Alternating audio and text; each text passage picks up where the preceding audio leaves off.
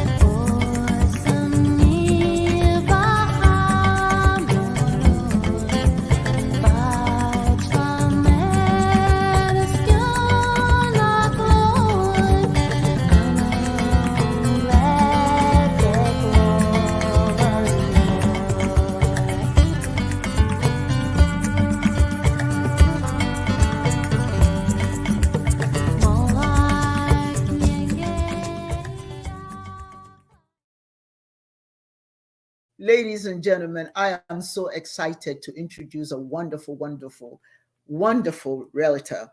And she's one of those individuals that if you run into them and you're in need and you have a need that needs to be solved, you're not chattering, you're not talking about it. Somebody that will really get into your head and get into your mind and prepare you for what you need rather, to get that home that we chatter about. Shatorri's areas of expertise range from helping those desiring to relocate to Georgia, or those needing to downsize or upsize their current housing needs. Her enterprise and spirit also assists those motivated to invest. And many of us like to invest, but we don't know how. And to sell, to purchase, to rent, or lease to own real estate. Her unmatched devotion in assisting her clients in making major real estate decisions proved to have win-win results for all. I know it did for me. Shatorri has successfully worked in property management, leasing single-family homes where she was ranked top agent. I believe that. I know that. I have seen her in action. Shatorri enjoys traveling the world. In fact, she has stepped foot on 6 continents. Imagine that. How many of you have taken the time to travel? It's a wonderful thing. I know I've traveled as well, but certainly not to 6 continents. So that's wonderful. I'm hopeful that she'll share that with us. What she likes most about traveling is learning new cultures, being adventurous, and meeting new people. We make a living, she says, by what we get, but we make a life by what we give. Winston Churchill. Giving back has always been a must. She has volunteered with many organizations such as Fayette County Humane Society, Kids in Need Foundation, the Dream Center, and the Atlanta Food Bank, just to name a few. Ladies and gentlemen, it is indeed my honor and pleasure to bring forward my dear friend, Shatorri Phillips. Hello, Shatorri, how are you? I hope I did you justice by that brief introduction. They'll have an opportunity to go to your website and learn a little bit more about you. So how are you today? Welcome. Thank you for having me. Thank you. I'm doing well. I'm blessed to be here. It is a pleasure to have you here. And I just want to ask you a few questions. Starting with you, telling us about yourself. Tell us about you. Who are you? Who's Shatorri? Absolutely. Well, I'm a Georgia native. I was born in Griffin, raised in Atlanta. And I know that sounds strange to a lot of people because Atlanta is the melting pot. Everybody's migrating. So now I feel like a foreigner in my own area. People don't believe that they're still natives. They're still here. But this is home for me. And I don't see myself living anywhere else. And like you said before, I travel. I've been to almost 30 different countries. And so my goal is to travel the world. That brings me joy. So I still have a lot more places to go. Oh my goodness. Some people talk about they want to be like Mike. I want to be like Shatorri. I want to go all these places, trust me, before I leave this earth. So, okay, the next question is you got into real estate for a reason. How did you get in and for what reason? What got you into it? Well, it's kind of funny because my dad is a real estate investor. He invested in residential and commercial buildings, and right now he's working on multifamily and development projects. So, by the grace of God, hopefully we'll see that come true very shortly. My godmother, she was a real estate broker my entire life. Matter of fact, when we moved to Atlanta, I was about 5 years old, and my parents sold their house in Griffin, and they used her as their realtor. We were looking at new construction in a community that she was a sales agent of. And as we were getting our house built, they found out that she was building her house next door. So that's how she became my godmother.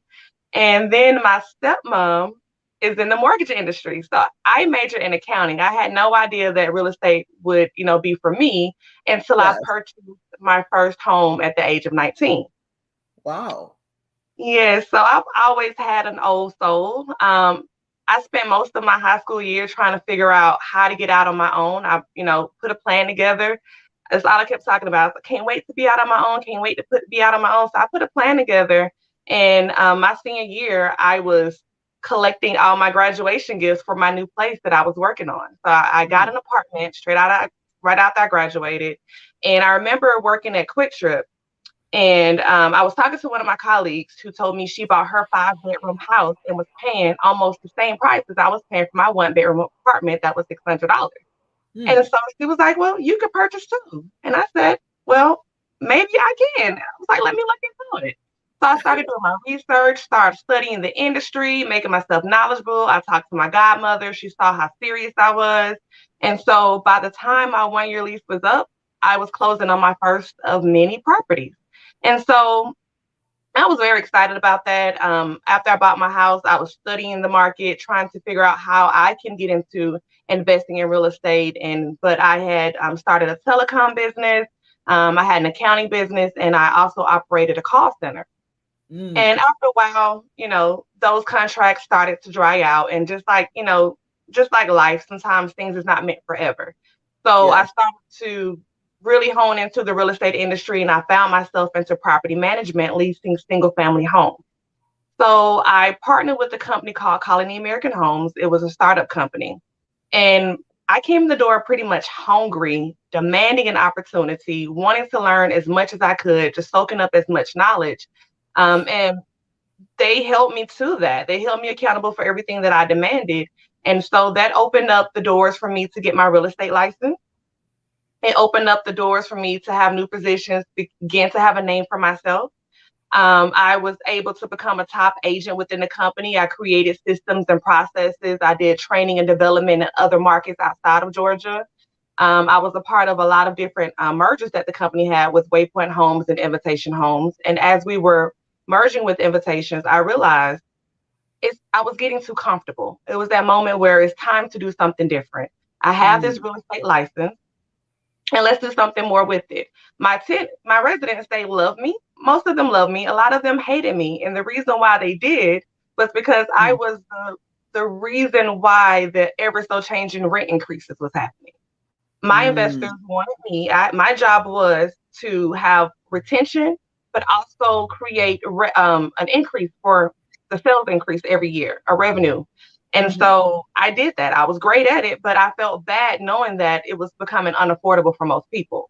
And so I'm thinking like, well, the people that are coming to me complaining, like, why don't you just go buy a house? But I couldn't really tell them that because my job was to keep them there.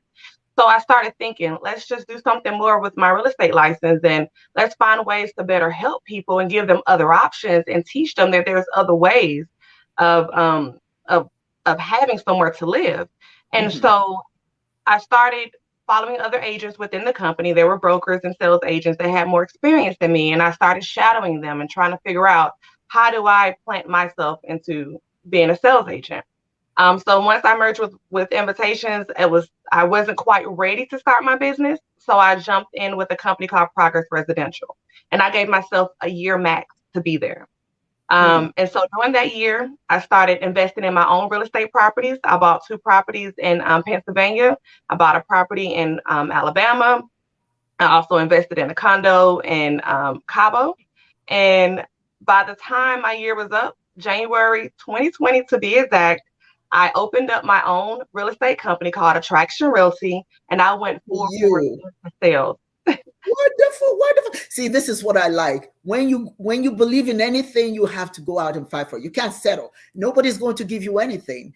You have to be curious enough about what you're doing and actually work it so that you can rise from one position to the other. I'm so proud of you.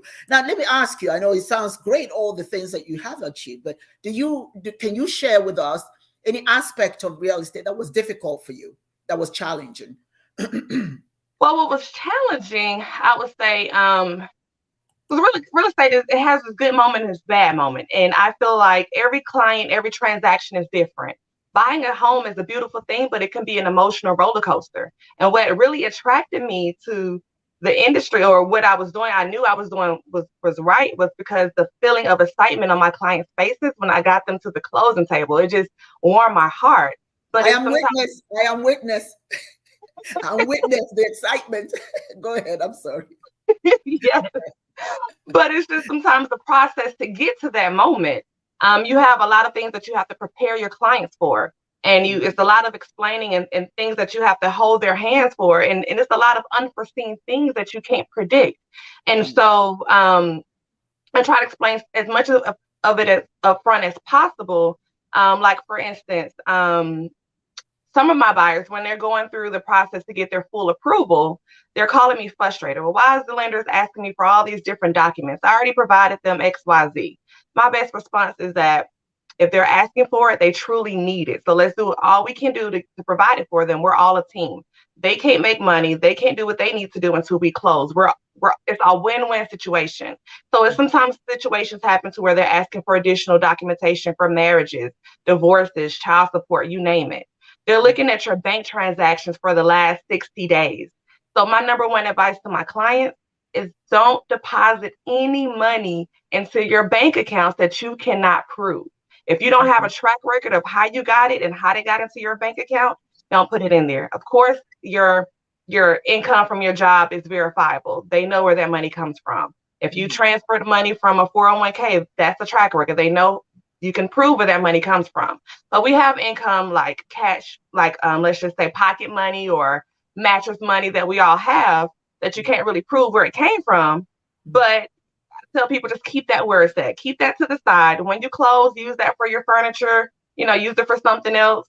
If you need to put it in your bank account, let's put it in there before we start this process, like 30 days. Like 90 days in advance, 3 months before.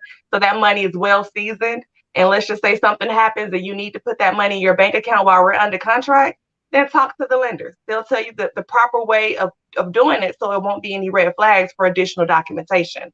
Anti-money laundering is real. And so the lenders have a duty to make sure they're following federal guidelines and they're in compliance. It's just different situations that pop up when we need to properly prepare for it. Even your expenses that's coming out of your account. You need to be able to just keep everything clean during that time frame. From the time you get pre-approved to the time we get to the closing table, make sure you don't have any crazy expenses. If you're doing the same Zelle transactions every week, to the lender's eyes, it's looking like an expense to your household, expenses. And so it doesn't matter if it's going to a child, then they're looking at, oh, is it child support? Or so you have to be careful with those transactions. I tell my clients, keep everything as clean as possible. Have maybe 1 or 2 accounts that you have your income coming through and your savings, and just show that and just keep it as clean as possible. Once you get once you start the process to get pre-approved, it's not the time to start using your social security number for other things. It's not the time to start going on vacations and buying furniture for a house that you don't have, leasing furniture for a house that you don't have. It happens. And buying cars and doing all these things. It's not, no, you stay focused. You spend, minimum expenses as possible throughout the entire process. That will eliminate the frustrations and the headaches that you have during the entire process. And that's just the biggest challenge, is really dealing with the emotional side of it, and even dealing with sellers. And sometimes sellers sell for reasons that they're not really excited to sell. Like I had one client who was going through a financial hardship. And so the best solution that I can give them was to sell, because they were in the process of getting ready to face foreclosure, and there was no way for them to find a way to get ahead of their bills. So that was a house they had since they were a young adult, and it's 20 years later. They built a family. They, got married, had kids, so many memories, and now they're in process of losing a house. But that was a solution for them to walk away with the equity that they built into their home instead of losing it all. It was so frustrating. They were going through a divorce. So it was a lot of emotional things and a lot of unforeseen things that popped up that they had to get cleared away with the attorneys. Like liens on the property they had no clue existed for child support or other unpaid things they had no clue of. And sometimes these things pop up. And as a realtor, I have to be able to ask those questions, those heavy questions up front, just to prepare and make sure that we can stay motivated, stay on top of things, working with the attorneys, the lenders, everyone, to make sure we're all on one accord and just make this transition as seamless as possible to get to the closing table. Let me ask you this question. So from what I'm hearing from you, it's important, if you get ready to buy a house, it's not a spontaneous thing. You don't say, okay, I'm just going to go buy a house. You have to prepare, like you said, about 90 days, did you say, to make sure that your records are in order? Is it because they go back 90 days, or do they go back a whole year? Well, typically, when you're going through traditional financing, they're going to look at your last 2 months of bank transactions. Okay. And they're going to watch everything that you do from the time that you get pre-approved to the time you sign your name on the dotted line to close. So I have clients that think that, I ask all the important questions and they try to keep things from you, from myself or the lenders. It always will come out. Like I had a client that they knew that they were in a process of being laid off. And it wasn't until a week before closing, it came up. And now it prevented us from being able to close because they were being laid off. So they're watching everything that you do. So make sure you have everything ready to go and that you're doing the very minimum and not making any major changes during that process. That's wonderful to know. I hope that those who are listening are paying attention to that, because I do know that a lot of individuals want to buy a house, but it's important to know the time frame necessary before you even venture into it, and all the things that you have to do. Thank you for sharing that. Is it a good time to buy or sell a house right now? Oh no, before I ask you that, what can we expect this year, 2024, in real estate? What can we expect? Well, that's definitely one of the biggest questions that I get. A lot of people are wanting to know what's going to happen in this economy. Is the prices going to continue to increase? Is it going to drop? Should I wait for a better market? And during the pandemic, I say that we saw, like you said, interest rates drop 2%. You got your house at 2.9%. And Mhm. so many people were so motivated to purchase. They were so Mhm. motivated that all of a sudden they had all this extra money to where they were willing to overbid for homes, 20, 30, Mhm. 40, $50,000 over. Yes. Um, so we saw the home prices quickly started to increase. Last year, we saw the interest rates hike from 2% to 8 to 9%, and then with the interest rates going to 8 to 9% and the home prices drastically increasing, it made it somewhat unaffordable for a lot of people. I Mhm. remember being in the middle of being under contract with the client when the interest rates increased like it did. And it was a big eye opener for their family because they had budgeted for maybe 2,500 a month, and now Mhm. they're having to change their mindset to 3,000 a month. Mhm. And so and I understand like the Federal Reserve started this rate hike campaign pretty much to try to be able to control the inflation on the prices of homes. And so Mhm. I spoke to an economist the other day, and what they're predicting right now is that maybe there's going to be about 3 to 5 more interest rate changes this year. And that's not necessarily a bad thing because right now banks are afraid to fail. So the rates will kind of change a little bit. They may go up just a little bit, but I think they're going to go down a little bit. But I think right now, the end of last year to the beginning of this year, the interest rates have been about 6 to 7%. And I believe that's going to be a sweet spot of what we can expect to see for 2024. So 2024 is going to be a very interesting year because right now we have a lot of pent up demand of sellers really truly wanting to buy, and inventory is low. And right now, if the interest rates kind of stay on average where they're at, there's going to be a lot of buyers still trying to buy. So, like you said, like you just Mm. asked, is it a good time to buy and sell? Absolutely. My biggest thing is don't wait to, if you're a buyer, especially a first time buyer, do not wait and price yourself out of a home waiting to see what the economy can do. Now, if you purchased a home in the last few years or refinance into a lower interest rate, it really doesn't make much sense for you to move to a higher priced Mhm. home with a higher interest rate and paying more in your mortgage if you don't necessarily have to. It may not be the best time for you to sell or buy right now, unless you truly feel like you need to. 2023 ended up being still a seller's market. And like I said, there's still a demand of buyers wanting to buy, and inventory is low, so it's still a seller's market. So 2024 will be a perfect time for buyers and sellers until the supply demand dynamic kind of change. So I don't really see Mm. the prices of homes dropping anytime soon. Some areas you will see it just a little, but there's less inventory now with sellers not kind of knowing what to do. But as long as the interest rates stay where they are, plenty of buyers are going to purchase. Sellers will still have the upper hand. And as a buyer that is not currently owned, I was letting you know now the average price of a house is 400,000, right? Nowhere in our immediate future are we going to see Yeah. the home price is going back down to 100, 200,000. Like everything has inflated so much. Groceries, everything we're complaining every day about gas. Everything is so much higher. It's not going back to the old prices. I Mm. remember I purchased my first home in 2008. I bought it for 90,000. I think my interest rate was about 6%, and I was paying about $650 in my mortgage every month. 2015, I bought Mhm. another house, 150. I think my interest rate was about 4%, and I was paying about 950 a month. Those two houses now worth over 350,000. We're not going back to Mhm. those payments under 1,000. It's just a different time. In the 80s and 90s, if Mhm. we look at historical data, interest rates was 12 to 15%. So the people that purchased home in the 90s, do you feel Mm. like I don't feel like they thought it was a bad idea to buy a house at 12, 15%. They felt like it was a good idea because houses were still selling when interest rates was an all-time high, right? And they knew that they had Yes. an option to refinance when the interest rates dropped. And that's exactly what they did. They were able to get into their home. And when the interest rates dropped, they just refinanced and got their mortgage to a lot cheaper rate for the same house. And Mm-hmm. so 2024 is going to be a sweet spot. Yes, mortgage payments are higher now, but so are rental rates. And at the end of the day, Mm-hmm. everyone needs somewhere to live. People are constantly Yes. moving. Why? Because they're getting married. They had a death in the family. They have new additions to the family. They need to be in a certain school district. That's one of the biggest things. People don't mind moving and paying more money to put their kids into the right school system. So things are constantly changing.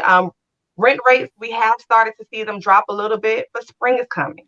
People are going to be Mm-hmm. moving. They always move around the spring and summer. So we're going to see those prices and fluctuate even higher.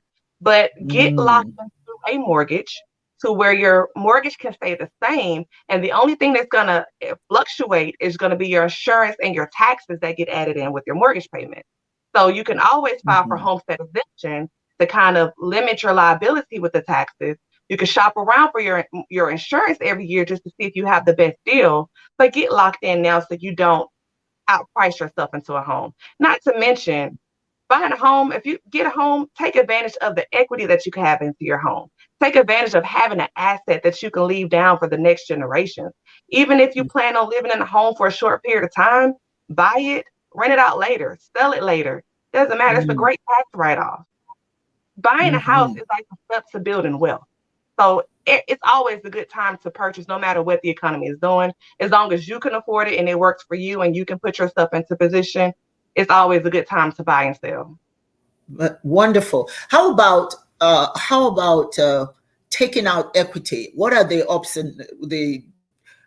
and downs of that, if there's any such thing, the pros and cons of taking out equity from your from So your home? different. So you're able to take out lines of credit, and there's something called a HELOC that a lot of people don't really understand how HELOCs work. During the pandemic, they kind of disappeared and they kind of came back. But you're able to take out the equity out of that property. Let's just say you bought your house for 200,000 and is now worth 400,000. You have 200,000 in equity. With that equity, you can either sell it and take the $200,000 difference. You can refinance it if you can get a lower interest rate, or you could do a HELOC. And so if you take out a line of credit, let's just say a $200,000 line of credit, you could take that money and renovate your house. You could take that money and pay off debt. You could take it and reinvest it into other investments. So it's so many things that you could do with the HELOC. With the HELOC, you do have there's different interest rates. It's like a second line of a credit on your property that you have to pay off. So as long as you're comfortable with having another stream of a loan, then that's fine if you know how to use it properly.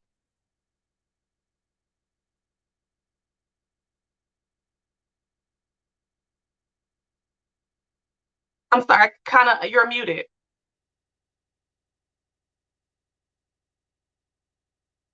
I'm sorry, I don't know how I hit that mute. Okay, but I was just saying that it's so wonderful what you're saying, because I know some individuals who are paying attention and listening, and they want to buy a home, and I'm hoping that they're hearing what you're saying. Now, how about the credit? People want to buy homes. Maybe they have a good job, but they've had difficulties in the past. How does credit impact them to be able to get a home? Credit. So when I sit down with people and I have a consultation, credit is the biggest topic. I always want to know, where is your credit right now. You can finance a home with as low as a 500 credit score. However, I push for my clients to have over a 620. Why? Because it makes the process a lot easier. There's less frustrations and there's a better buying power. It's a better chance that you'll get actual funded for that loan. And so we look at your credit to see where you're at, what's on your credit that's negative that we need to get removed. And I point out different tips as far as credit cards, for instance. It's always good to have, I calculate 20, 30% utilization. So whatever your credit card balance is, try to stay below 30% of that utilization to help keep your credit up. Pay everything down as much as you can. And with your credit cards, do not pay it off completely. keep something on there. So at least $10 a month, keep something on there. Don't just total it out, and use it for small transactions every month, whether you're just getting gas or just getting food, and just keep that history going, but keep the utilization down as low as you can. Okay. If there's different things on your credit that you want so-called removed, because a lot of people, they want to go to people that can fix your credit and all these things. Sometimes it depends on who you're going to have things removed off your credit. You'll think that it's removed, but the lenders will still see it. So you need to make sure those things are properly done. But my biggest thing is speak to the lender first. The lender will tell you exactly what you need to get removed off of your credit, what you need to pay off, and what you don't need to worry about.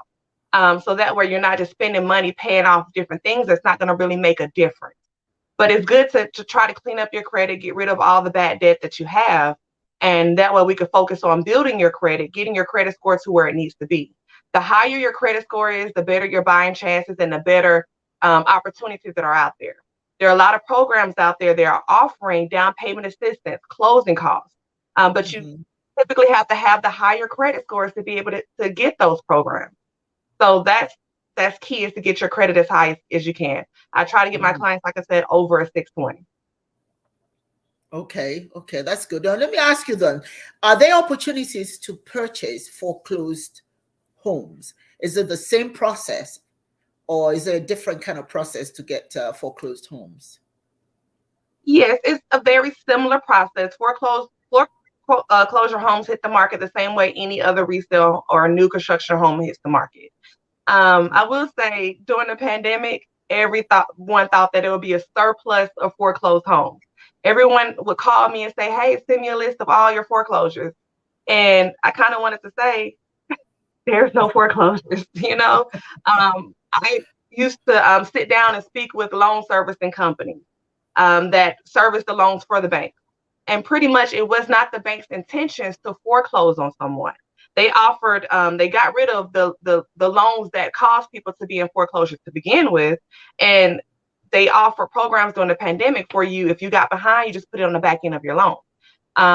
As long as you were calling them on a consistent basis and say, "Hey, I'm working on it. I don't have it yet, but I just wanted to call and check in," they wasn't foreclosing on you. They was doing everything in their power to not want to foreclose. And if they did foreclose, they put the house on the market at the same market rate as any other property.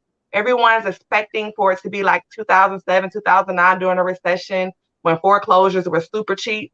This is not that market. It's not like it was 10 or 15 years ago. The economy is not what it was. Everyone is not involuntarily losing their jobs like they were before. So things are different. And there's not really foreclosures on the market. It's very, very low. So it's not a thing that we're seeing. I know right now with the inflation of the economy, it's making it unaffordable for people to live. However, there's not an increase in foreclosures just yet. So it'll be interesting to see how the market will change and what will be different with it going forward. But right now, there's not really any foreclosures. Okay, well, that's good to know, because I was talking to a friend of mine who thought maybe she could pick up a foreclosed property. Well, you just shed a different light on that.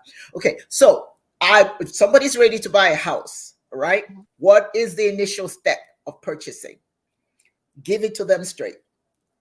What should they expect? What is the initial thing they need to do? Well, the first step is to meet with a real estate professional like myself. What I do is I do an initial consultation to really go over the entire full buying process with you, to discuss where you're currently at. We figure out where you're at with your credit, where you're at with your job history, where you're at with your savings. And I tell them where they need to be. We go over your budget, how much you want to spend for a house, how much you expect to spend for your monthly payment. And we put together a realistic game plan of where you want to be, where you're at now, and what it's going to take to get there. And it's not a race. I have clients after our initial consultation, they were approved immediately. We were out house shopping the same week. I have clients I've been working with now for the last 3 years, and they're still trying to put themselves in position. So it's like, it's not a race. It's about you understand the goal and you have a plan, sticking to it and doing what you have to do to make it happen. But I can walk you through those steps every step of the way. Yes, I like that. because it's important for people to know it's not something you can't have. You can have it, but there's some changes you have to make in your life to get you to where you need to be so you can have it, so that you're not parroting, like I said, chattering about your, fantasy of owning a home. It doesn't have to be a fantasy. It doesn't have to be a fantasy. And we're so Shatorri, and I'm just going to plug you in here. Shatorri she knows what she's talking about. She's good at it. And if you're looking for a home, this is the person to contact. I mean it seriously, because I'm living in a home that she helped us get, and I'm loving this home. And it wasn't much of any trouble, really. We just went right through everything she wanted us to do. We did it, boom, and there we are. Of course, initially somebody wanted the house, and we just about lost our minds because we wanted it. But I don't know, theirs didn't go through. Whatever, it didn't go through for them. But once it came up available again, we went for it and got it. So, and West for you, for you. Huh? And West for you is for you. That's right. It was for us, right? And so, okay, I have another question here. What advice do you have for someone looking? Because some people want to get into real estate. Maybe they have that extra money. Maybe they have money, equity in their home, and they want to take a little bit of it and invest in real estate. What advice do you have for anyone looking to do that, to get into real estate? So my big question I ask people is why? Anything in life, whether you start a new career, any new endeavors that you do, why do you want to do it? Because that's very important. And you have to do your research on the industry and on exactly everything that you do. You partner with if you're looking to invest, you partner with investors, you partner with the realtors, you go to the networking events. There's so many events out in your local areas that you can stay tuned into what's going on, and you have to study it. And it's not a quick thing. I know a lot of social media has changed the game now, where real estate looks super fun and super easy, and they think that people twiddle their thumb all day and become rich off real estate, and that's so not true. You definitely have to put the work into it, whether you're looking to invest or whether you're looking to become a real estate agent. Especially with sometimes you have long days, and you have to be dedicated. You have to be consistent and know exactly what you're getting to. So that's my biggest advice. And if you're looking to invest in real estate, and if you have to figure out, for one, how you're going to fund it. Do you have the cash money? Do we need to go partner with the lender? If you're looking to do fix and flips, it's important to know, do you have any construction background? Do you have a construction team? Do you understand that even, let's just say you finance a fix and flip, and you go through a lender that's going to do, let's just say, 80% to help you buy the house and 100% financing to help you do the rehab. A lot of investors that I work with, they don't think about the 100% rehab portion, that they have to have liquid money, liquid assets to start those projects, because the lenders will reimburse you as you go through each stage of the steps of completing that house. They'll fund you at different stages. So you still have to be able to pay your people, and you still have to be ready for those unexpected things. Let's just say you bought a house, and you bought a house for $150. You had to you calculated that you're going to put about $100,000 in work into it, and you're going to sell the house for $400,000. You already calculated what you're going to make off of it, but you don't think about what happens when you tear down those walls and you find other underlying issues. You have to be able to budget and be prepared for those things, of what's going to change your numbers, your spread of how much you're going to make off this deal. So you have to be flexible, and you have to be just understanding that, and then be prepared for your exit strategy as an investor. Whatever reason you're looking to invest into a property, what is your exit strategy? Can you resell this home? How easy is it to resell this home in the condition that you're buying in, and once it's fully rehabbed? If you can't sell it, can you lease it? What is the proper way to lease it? What will be your return on your investment that way? How long do you need to sit on it to get whatever you want? So you have to look at every exit strategy into every deal that you purchase. So in your opinion, is it best to buy a property to sell it, or is it better to buy it and lease it for a while before you sell it? It depends on the reason of why you're investing, and it depends on that property. It just really depends. You can't really say. So let's just say, if you planned on buying a house just for the purposes of renting it, right? And Mm-hmm. let's just say you do whatever you need to do to get it moving ready. You put a tenant in it, and then you realize the tenant's not paying their rent, or you have all these maintenance issues. Mm-hmm. Then at that point, does it make sense to just get rid of the house and sell it? Because now you're having these maintenance issues. The tenant's not really paying rent. It's not really making you money. It's costing you money. Then now Mm-hmm. it's time to sell it. Mm-hmm. So You my could buy a house in intentions of just flipping it and just selling it. But then what if you can't sell it as quick as you want to in the market that you're in? So you can't really say which way is best. It really just depends on your intentions and what you're trying to do. And mm-hmm. if you got into the industry of wanting to buy a house just to rent it, it's a lot that comes with it, and you're not going to make a whole lot of money off of one house. The typical Mm-hmm. return is maybe $400 or $500 a month on that one property. In order to really Mm-hmm. make a lot of money to be able to, let's just say, retire yourself or replace the source of income, you need about 20, 30 homes. And, it takes a while to get there, but if that's your intentions, then that's what you can build towards, as long as you understand what you're getting involved in. Mm-hmm. That's very important, because there's so much talk about, oh, I'm going to go into real estate. I want to buy a property so I can rent it out. I had property in Michigan one time. I had to give that up. I mean, it was such a headache, because I Mm-hmm. was renting it, so we had to sell that. Just keeping up with the renters. I mean, there are some that work quite well, but then sometimes could be quite traumatic for you, trying to get people to pay their rent and what have you. Anyway, I know that real estate is a very, very busy business. You have to stay so busy. But at some point, you've got to unwind. What do you do to unwind? I mean, in the middle of you resting, as somebody calls you and say, "Oh, I want to see this house," does it mean you pack it up and go and take them to go and see the house, or do you have the luxury of making appointments instead? Absolutely. I make appointments. I let my clients know ahead of time. Like, once you get pre-approved, and I'll ask you what's your availability. I'll look at my calendar to see what my availability is, and I'll go ahead and pre-block you off on my calendar for the next few weeks at that designated time, and that's your window. And as long as you send me houses the day before that we can kind of put together, I'll put it on my calendar the next day. But it's not necessarily, oh, you send me a house right now and we're going to go hop in the car. If I can do it, we'll do it, but it doesn't Yeah, always work that way. And I do yeah. believe in having a work-life balance. My office hours are Monday through Thursday from 8 a.m. to 7 p.m., Fridays and Saturdays from 9 to 5, and I stick to that. If you call or text me after business hours, I will get back with you the next day, and I make it very upfront and clear during my consultations. I don't work Sundays at all unless I really need to. If it's a pressing matter, if it's our schedules have been so crazy and it's a house you really need to go see, or if I need to finish up a contract, I'll do it. No worries, I'll do it. But during my downtime, that's the time for me to catch up with family.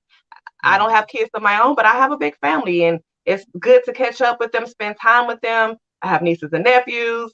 I have friends that I don't get to, spend a lot of time with. So it's catching up with friends. I love listening to live music, having game night. My family, we typically do a lot of game nights. And I'm on go mode so much that uh-huh. those opportunities that I get to sit still and do absolutely nothing, I take advantage of it. I can sit home in the peace and quiet, and I'm okay with it.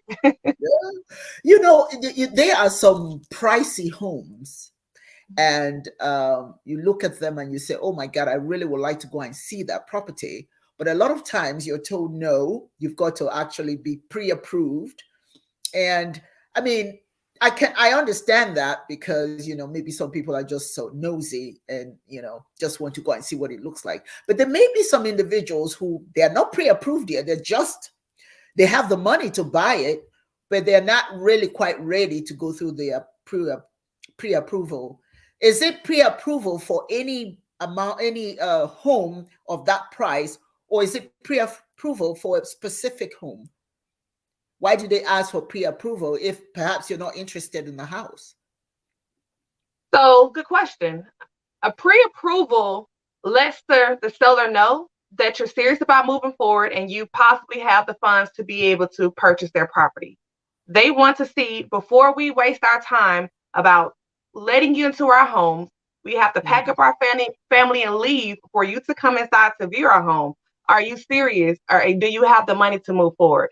We're not going to take the home off the market just because you say you want to buy a house and you haven't proven to us how you're going to pay for it. So for my clients that are not quite ready to purchase, they're not pre-approved, they don't have the financing, but they want to go see houses, I call that window shopping. Like when you go to the mall and you just want to go look to see what's available. You don't want to buy, you just want to go look to see. So in the real estate industry, if that's what you want to do, then I send you listings. I'll email you on a daily basis houses that hits the market. You'll see pictures, they may be videos, and that's how you do your window shopping. But once you're pre-approved, then we'll go physically schedule appointments to go see the property. There's also open houses that buyers can take advantage of. You don't have to be pre-approved to go see an open house. An open house is basically a house on the market for sale. A realtor will open the doors to that property and allow the public to come in during that open house hours. So you can go in during that time. You don't even have to have a realtor, and you can go visit the house, and you can do those. So if you're someone that just wants to go look at houses and you're not pre-approved, go look at all the open houses that's happening for that week and just pop up there. But in order to schedule an appointment with the realtor to go see it, you have to have a pre-approval. So it's important that if you're interested in buying a home, you have to be pre-approved before you actually, outside of the open houses. If you have a specific one you're really interested in and there's no open house, you have to be pre-approved before you can go and see that. Let's say, for instance, Shatorri, I see this lovely home. I really would like to go and see it. And it's in the neighborhood I want to be in and all of that. Before I get to go and see it, do I need to be pre-approved? Or could I just say, if you want me as a realtor to go show you the house that you absolutely love and want to be, the house that you really, really, truly want, I am going to tell you, let's go ahead and get pre-approved today.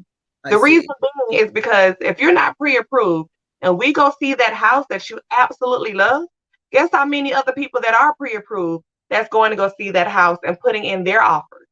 So let's just say we go see it, you love it, and now you want to go be pre-approved. Well, now you have to wait during that time frame to see what's the process for you to get pre-approved, and that house is already off the market.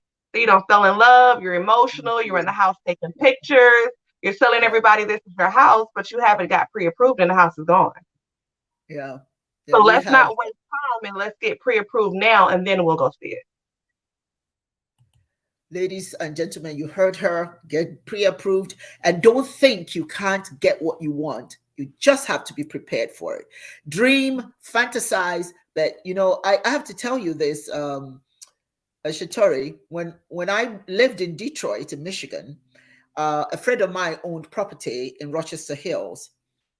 At that time, I didn't think I could live in such a neighborhood. I mean, my neighborhood was quite lovely, Rosedale Park in Detroit was a lovely neighborhood, but it wasn't upscale as Rochester Hills, right? And my friend was a realtor, and she told me, I told her, boy, and she lived in that neighborhood in Rochester Hills, and I used to admire it so much. And she told me, well, if you want it, you can live here. And for me, are you kidding? I didn't think I could do that. But I saw one beautiful home, and I would drive in Rochester Hills from Detroit, was like about 45 minutes. Every Saturday, I would go to look at that house. And I will talk to that house. I say, one of these days, I'm going to own you. I promise you. And I'm telling you, you talk about chatter. It was chatter, bet I was fantasizing about this house, but I was prepared to do whatever it took to live in this lovely home. And I told her I wanted the house. I wanted the house. She says, okay, this is what we have to do. We have to sell the one you live in right now and use the equity in it and put down on this house. Well, at that time, I wasn't thinking about it, right? But eventually, make a long story short, we sold the home, and I had enough money to make the down payment, and then we even moved up higher, And so you can do it. You just have to prepare. You just have to know that yes, you can. Yes, you can. And that's what Shatorri is saying. Yes, don't dream about it. Get ready. Make it possible. The dream is the first part of it, and then get in touch with Shatorri, and she will show you how to make that dream a reality. Uh, on a lighter note, you said that two of your vacations were in Spain, where you taught English to government employees. How did you get that? How did that happen? And then, of course, you were in South Africa, where you had the opportunity to volunteer at a school for kids with disabilities. How did you were you able to manage doing that, going to another country and doing that? When I first started traveling, um, when I first started traveling, I was looking for ways to really just get out there. I knew that me calling up my friends and family, hey, let's go on a trip. It sounds great for a lot of people. Everybody's excited, but when it's time to actually make it happen, everybody kind of just sizzle in. I'm the Uh, type where if I want to do something, I'm going to do it regardless by myself, I'll do it. And uh-huh. so when it came to Spain, I started researching ways that I could travel, ways to travel on a budget, and I came across a program, and I can't think of the name of it right now, but they had a program in Spain and they had a program in Germany to where they would pay for my expenses. I just had to pay to get there and my accommodations before and after the program. And I had to interview and go through this whole selection process, and they picked me to come and teach the Spaniards English. There were a lot of government officials that needed to be able to communicate with the United States. And so the program was great. We went to a remote area right outside of Madrid called La Burca.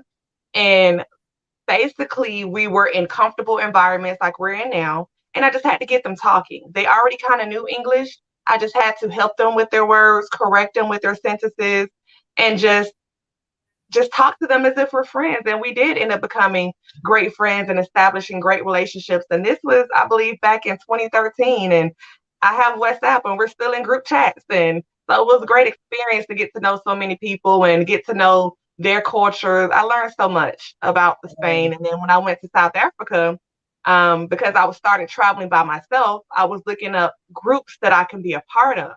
And I came across a guy who I met on another group trip few years prior, who put this big trip together for South Africa. He rounded up a lot of the people that he connected with over the years, and it was 75 people between Texas and Atlanta that came out. We had an amazing time. There was a young lady that put together the experience for us to go to a school for kids with disabilities. The school had no clue that we were coming. It was like maybe 10 of us that actually went. We raised money from everybody who was on the trip, and we donated pizzas and gave whatever the difference was and proceeds back to the school for them to invest in whatever they needed. And so they were so excited to have us. They took us on a tour. The kids were amazing. One thing that I learned that the kids was living there Monday through Friday because they didn't have proper transportation to get them to the school that they needed to be in. They didn't Oh, have proper things like wheelchairs and things that the kids needed. So the schools had to come up with those funds to make it happen. And so an amazing experience to have to say that I was there and was able to experience that.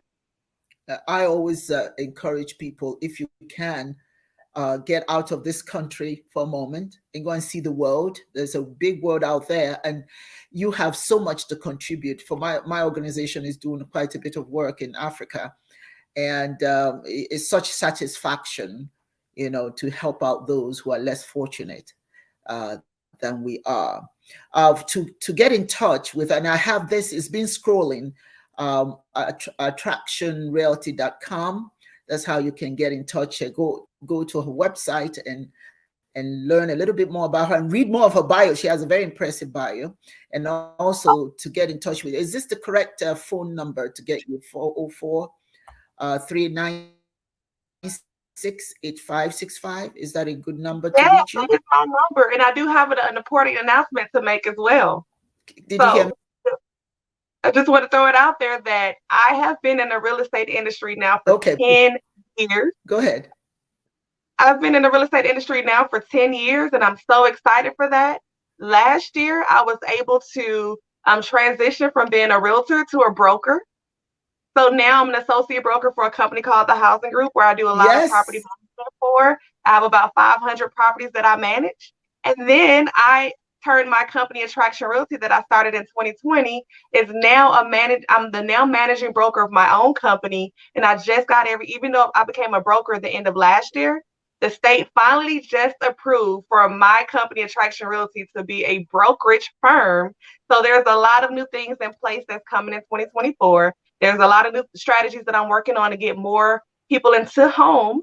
So my website, attractionrealty.com, I'm making a lot of changes to it. So I believe that it's down at the moment, but it's going to be back live Monday. So I'm very excited for that. We're so proud of you. As a matter of fact, that was my last question about you becoming a broker.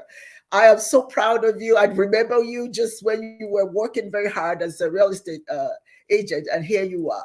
And ladies and gentlemen, the point I'm trying to make here today is this lady is available to help you to achieve this dream of owning a home. Don't talk about it. Don't chatter about it. Don't think it's out of your reach. It's not. It's not. There are just certain things you can do. And then when we see people owning homes, you wonder, how come I can't have one of those homes? Well, they didn't just get it like that, unless, of course, they paid cash for it. A lot of them have to prepare, and you can do the same thing. That's why it's important to know those who can really help you. As you can see, Shatorri went through all kinds of things to be where she is today, and here she is. She didn't just talk about it, she made it happen. And she can make it happen for you to get your own new home. All of you, thank you so much, Shatorri, for this wonderful opportunity to have you here. And what I usually do is at this time, I read comments by individuals who may have some questions. And so some of you, we've got about 2 minutes. If you have some questions, I see some people on this broadcast. So if you have some questions for her, type it. We've got about 3 minutes, 3.5 minutes, so that we can answer some questions that you may have for her. I do have somebody here who knows you, Shatorri, Cameron Krucha. I believe it. I hope Miss Cameron Krucha. Yeah. She said, I've been knowing Shatorri since we were 11 years old, and she's followed every dream that she's ever thought of. So proud of you, friend. How wonderful. You have Thank any you. message for her? Thank you so much. So next we'll be putting covenants on the property. That's wonderful. Now listen, guys, we have 2 more minutes. Come on now. You have some questions you want to ask. I see some of you here. I see some of you on YouTube and on a Facebook page. So please ask some questions. Here's your opportunity. But of course, there's a phone number that's scrolling down here. You can get in touch with her directly if you don't want to talk here. But she's available, and she's got a few more, 1.5 more minutes before we end, so you can ask questions. So while we're waiting for perhaps somebody to ask a question, do you do international real estate? Is it something you're interested in? It is something I'm interested in. As a matter of fact, every time I travel, I'll take a few minutes out my day to go look at the real estate and see how it's performing, and just to see how it's different from what we're doing here. As far as actually selling, it's a lot of things that you have to do into place to be qualified with that country to be able to sell homes. So I'm not quite there yet, but it's something that I thought about. But because I'm not there, I partner with people everywhere I go. So if someone wants to purchase property in another country, I can direct you on who you need to speak to, and I can work with that agent who's in that country all the way from here, and we can make that transaction happen. For instance, I have a realtor who we have a team together, and he's out in right outside of Cancun. He works with a lot of investors that's looking to purchase condos. So we already have put things in place where they can get financing. And their financing is way different than it is here. You just have to show that you have the money. And so yes, definitely we can make it happen. Yes, I mean, and I want to just throw this in for those of you who are interested in going to Africa. There's so many properties and opportunities for land and what have you. Think. This is not the only place. Now she's saying that she can get you into foreign investments and housing and all that sort of thing. So think about that as well as you move along with your fantasy of owning a home. You may not want to own it here. You may want to own it outside of the country. Think about that. But Shatorri is the person to get in touch with and find out what you can do. Thank you so much, Shatorri, for being here. It's been a pleasure, and I'm hoping that you get some calls from those individuals who are needing help. I know that they would appreciate all that you can give to them. Thank you. And thank you, viewers, for joining us today. I look forward to seeing you again on the Ndumodu Show. Thank you, Shatorri. Thank you for having me. You are welcome.